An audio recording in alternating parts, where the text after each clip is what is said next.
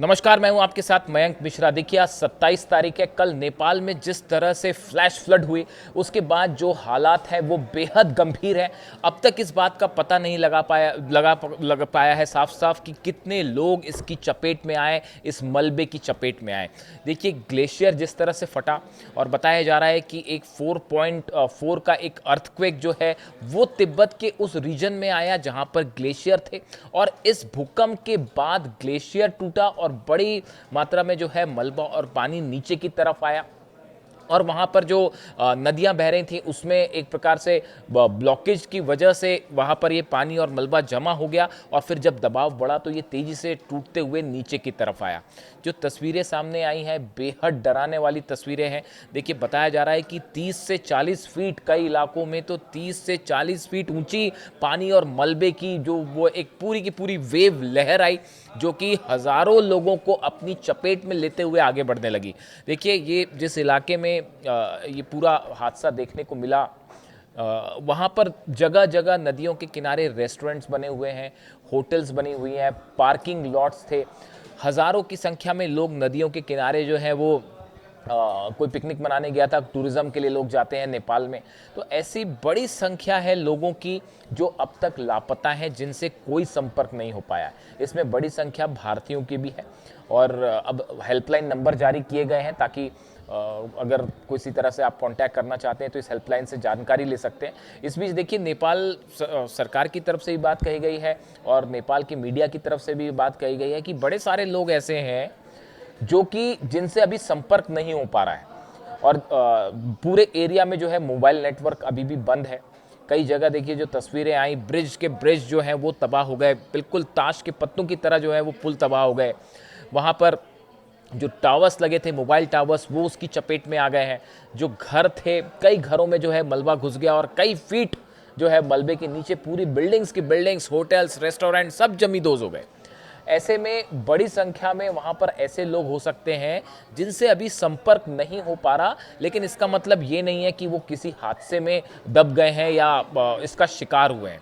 बड़ी संख्या में लोग ऐसे हो सकते हैं जिससे आप संपर्क ना कर पा रहे हो, लेकिन वो सही सलामत है, लेकिन चूंकि कनेक्टिविटी नहीं है इस वजह से वो संपर्क नहीं कर पा रहे। देखिए कल ये हादसा हुआ, उसके बाद बीती रात हालात बेहद तनावपूर्ण थे, क्योंकि पहाड़ी इलाका है जहाँ पर ये हादसे हुए। वहाँ पर किसी तरह का भी रेस्क्यू ऑपरेशन चलाना, मशीनों को भेजना, मलबे को हटाना, ये एक ऐसा काम है जिसको अभी कई दिनों तक जो जारी रहेगा, और जैसे जैसे मलबा हटाया जाएगा उसके बाद ये तस्वीर साफ होगी कि कितने लोग जो हैं वो इसमें हादसे का शिकार हुए और दब गए हैं।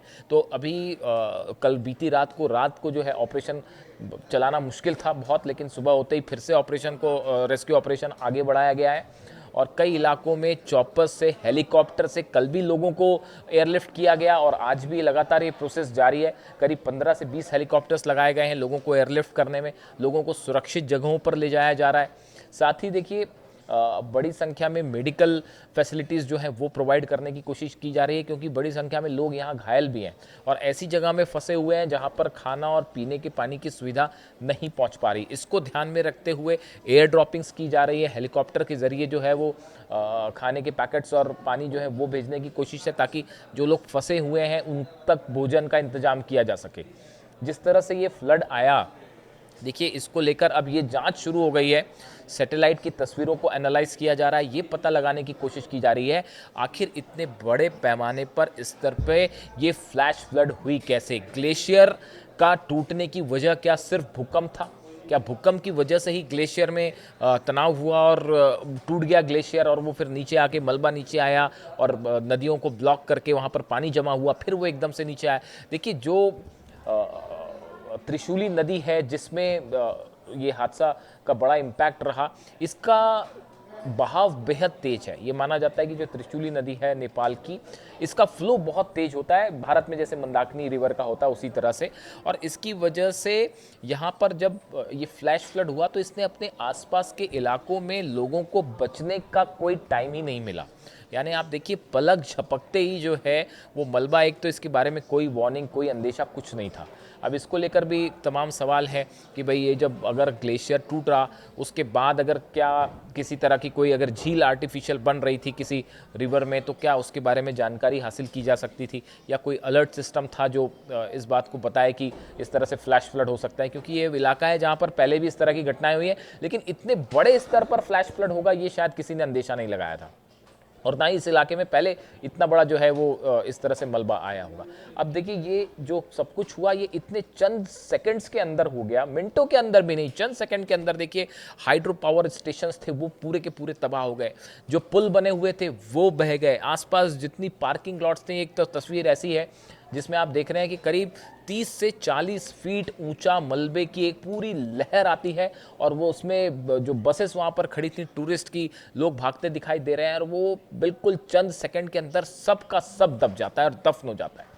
अब ऐसे में देखिए यहाँ पर रेस्क्यू चलाना, लोगों को बाहर निकालना, ये अपने आप में एक ऐसा ऑपरेशन है जो महीने भर तक चल देगा, और इसमें कितने लोग लापता हैं, कितनी कैजुअलिटी है, इसका सही सही आंकड़ा अनुमान लगाना इस वक्त संभव ही नहीं है। बड़े स्तर पर जो है वो बचाव राहत कार्य चल रहे हैं, भारत जो है वो मदद भेज रहा है नेपाल को, दुनिया के कई देश जो है वो मदद करने में जुटे हुए हैं। दुनिया में कई देशों ने अपनी एक्सपर्ट्स की टीम, जो जब मलबे में लोग दब जाते हैं तो उनको निकालने के लिए किस तरह की टेक्नोलॉजी का इस्तेमाल किया जाता है, क्या तकनीक होती है लोगों को खोजने के लिए, ये अपने आप में बड़ा चैलेंज है। देखिए हादसे को अभी करीब 24 घंटे हुए हैं, जो शुरुआती 48 घंटे माने जाते हैं ऐसे हादसों में, वो बेहद इंपॉर्टेंट होते हैं। अगर लोगों की जान आप जब बचाते हैं तो उसमें अगर शुरुआती 48 घंटे में आप जितने लोगों को बाहर निकाल पाए उतना ही जो है जान आप बचा सकते हैं। जैसे जैसे समय बीतता जाता है वैसे वैसे मलबे में फंसे लोगों के बचने की संभावना कम हो जाती है। इसीलिए शुरुआती 48 घंटे बेहद अहम है, जिसमें 24 घंटे अब बीत चुके हैं।